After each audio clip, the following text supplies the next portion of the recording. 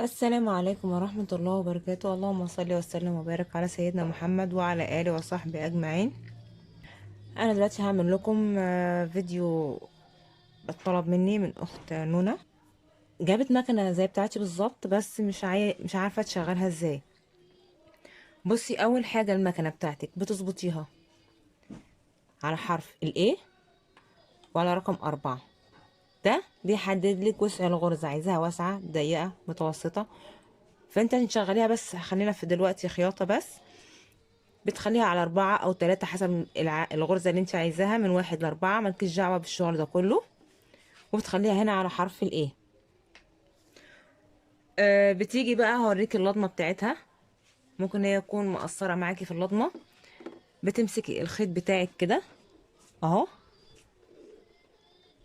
بتعديه من عند المسمار ده كده، وبعد كده بتدخليها في اول واحدة طالعة فوق، وبتنزلي بيه على اللي تحت دي، بتلفي كده بيطلع لك واحد تاني زي ده. يا رب يكون واضح اهو. وبتعملي اهو كده واضح اكتر، وبترجعي تحطيه هنا تاني كده، وتشدي في هنا. يمكن انا لما جبتها برضو اتلخبطت في الموضوع ده. المكان اللي هنا ده بتلضمي فيه عادي، اتلضمتي ما لضمتيش ملوش اي لازمة خالص، يعتبر كده. معرفش، بس انا بحط فيه الفتلة، بدخلها فيه جواه. وفي واحدة تاني هنا فوق الابرة على طول بحطها فيه. وطبعا في اللضامة دي، انت لو عايزة تلضمي لوحدك ماشي. مش عايز تلضميها، يبقى انا بلضمها هنا لان انا نظري ضعيف شويه، فبلضمها باللضامه دي، ان هي بحطها كده اهو، وبنزل بيها كده، وبحطها هنا كده، وهي بتسحب لي الخيط كده. الابره اتلضمت معايا. ده كده معانا بالنسبه لللضمه كلها اللي فوق. تحت هنا المكوك بتاعك اهو، بتحطيه كده، بصي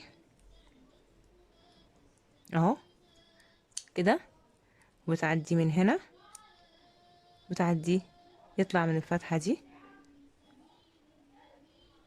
وبتمسكيه كده وبتدخليه هنا. بصي، في هنا مجرى في النص اهي، بيبقى داخل في المجرى اللي في النص دي. وبعد كده تسحبي كده، الخيط بتاعك بيطلع بالشكل ده اهو.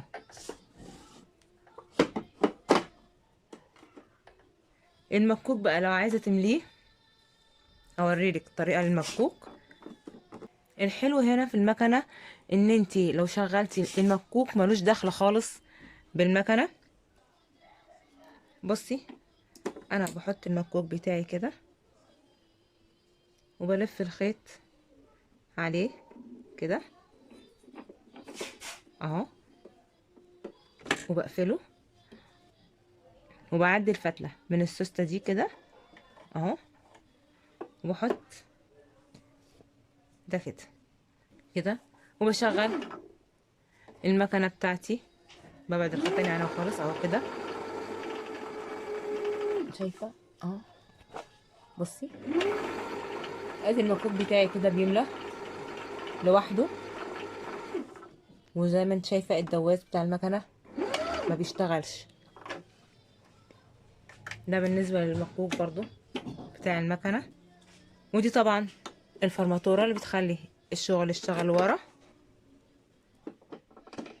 وبعد كده هوريكي بقى وانا بشتغل عليها خياطة. انا حاليا بشتغل عليها شغل اسفنج، يعني شغل تقيل اهو زي كده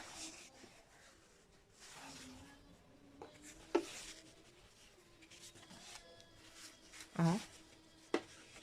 بدخل الشغل بتاعي كده اهو، وبنزل اللسان من ورا كده.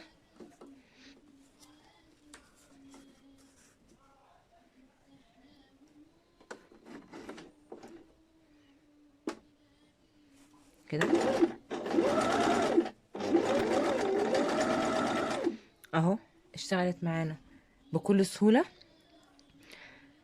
بالنسبة للغرز دي هتلاقي في الكتالوج كل حرف بيتعمل ازاي. فانا كده شغلتلك، وريتك الطريقة ازاي تشغليها، ازاي تعمليها. لو وقفت معاكي اي حاجة تاني تقدري تكلميني تاني، وبإذن الله اعمل لك فيديو تاني لغاية ما ان شاء الله تقدري تشغليها. السلام عليكم ورحمة الله وبركاته.